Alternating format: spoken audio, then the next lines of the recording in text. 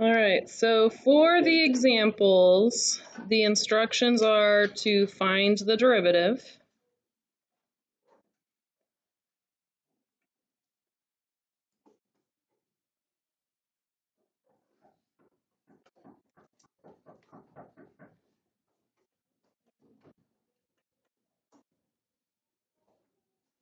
Hi. You can sit at my desk, and if you look underneath, there's a stack of papers that are by my Tupperware, and yours is at the very bottom of that stack of papers by my Tupperware. Yes. Can we have a section that just, you know how on the trig functions, derivatives, notes, you had a thing that said like what each of them equals, like Can we have that on our sheet? Yep. We have All a right. circle. I do not. Yeah, that's fine. I do not ever want the unit circle in a cheat sheet. Not the units, no, Oh, the circle, like the sine, cosine. Yeah, that's fine. All right. So we have y equals sine squared x. We are going to rewrite this as y equals sine x squared. And we're going to rewrite it because most students would not recognize the chain rule here. And so anytime we see this shorthand notation, we're always going to rewrite that notation, okay? You might also see it, it's most common with trig functions, but you could also see it as like y equals ln squared of x. Not as common, but that really means ln of x squared. You might see y equals f, well not y equals, but you might see like one of those charts and they tell you to find the derivative of f squared of x. It's really just kind of like lazy notation where they don't want to have the extra set of parentheses, and so they write the squared kind of in the middle instead, okay? So these are not as common. This is very common. So whenever we see that and we know we're taking the derivative, we should rewrite it before we do the derivative, okay? All right, so y prime would be, what do I do? Yeah, so 2 to the front, then we keep the inside the same and drop the exponent by 1, times the derivative of the inside, which was cos. So that means that our derivative is 2 sine x cos x. That's one of the half-angle identities, I believe. Sine of x divided by 2 is the same as 2 sine x cos x, I think, but don't quote me on that. All right, example number 2. Y equals sine of x squared. Do you see now why you have to have the parentheses? Because here the sine of x is not being squared. It is sine of x squared, and that's totally different. So if we were to think of this problem to make sure that we knew what was the outside and what was the inside, I could rewrite this as sine of x squared to make sure that I can truly see the inside and the outside. So if we do the chain rule with that, what would we see?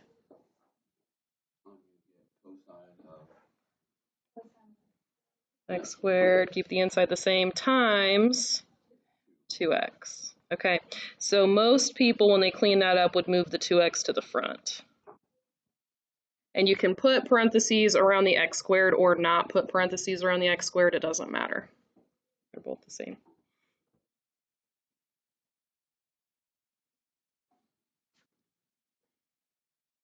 All right, what if I say y equals tan squared of 3x?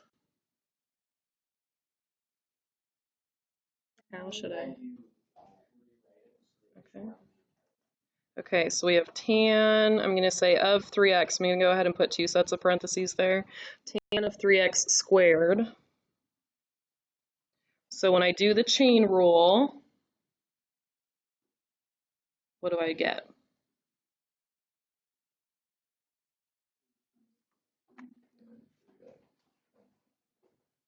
Okay, so I do the derivative of the outside, 2, drop it by 1, keep the inside exactly the same, times, what's the derivative of the inside?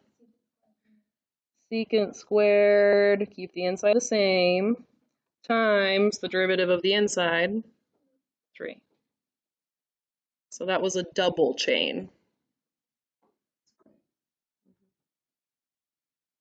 Okay, and how can I clean it up? Okay, so 3 times 2 is 6. Tan of 3x, secant squared of 3x. You can put the 3x in parentheses. You could not put it in parentheses. You should be fine either way.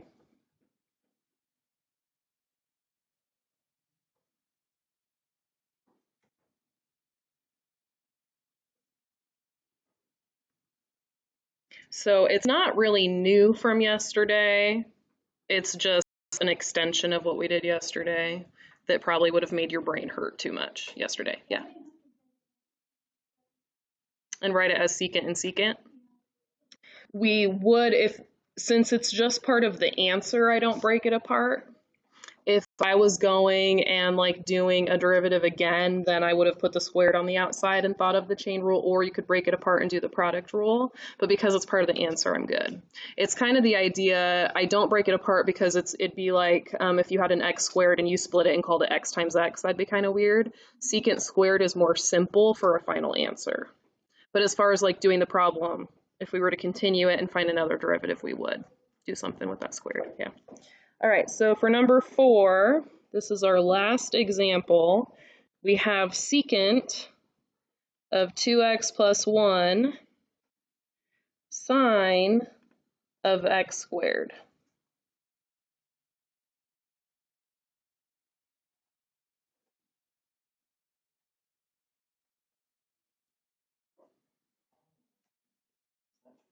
Okay, so then we do product rule and then chain rule, right? Product rule, and each piece has a chain rule. Okay, but we can do it, right? We just have to think through the steps and have organized work.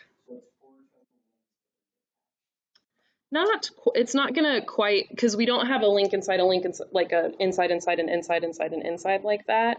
So we're gonna go through the product rule first times the derivative of the second.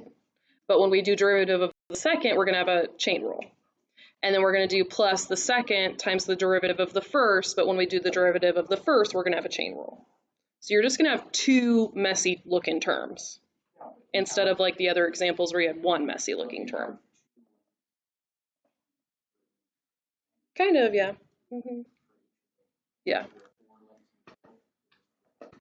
All right, so if we start, we've got first times the derivative of the second, so I'm going to go ahead and leave the first the same, times, and then what do I get when I do the derivative of the second? You'd have to check your yellow sheet, because I don't remember. Derivative of sine is cosine of x squared times 2x, so that was the derivative of the inside, plus the second times the derivative of the first, and we have to remember the derivative of secant. Yeah, secant x tan x, and when we do secant tan, that inside has to stay the same. So secant x tan x times the derivative of the inside, which is just 2. Okay. And now we'll go ahead and clean it up, mostly just taking out the dots and moving the x's to the front.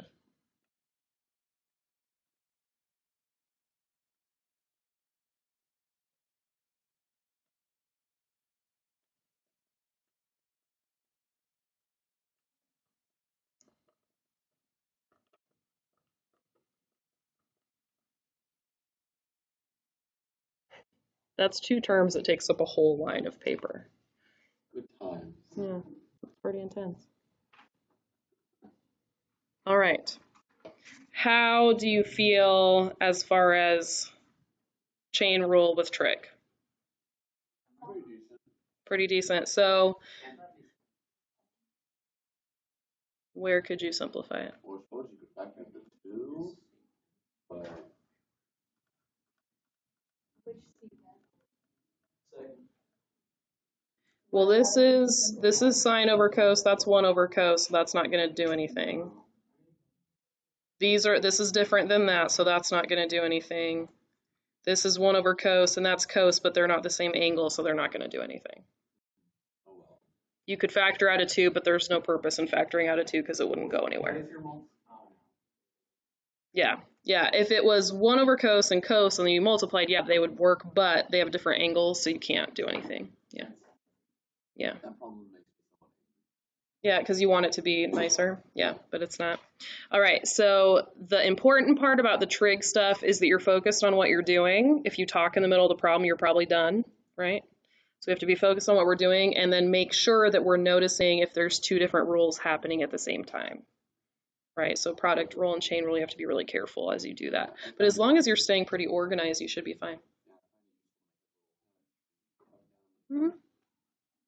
Like you just product rule and then just don't derive, but you just put a parentheses around whatever the thing is, and then just that you're going to derive and say this is going to be derivative, and then right. Rule. Yeah.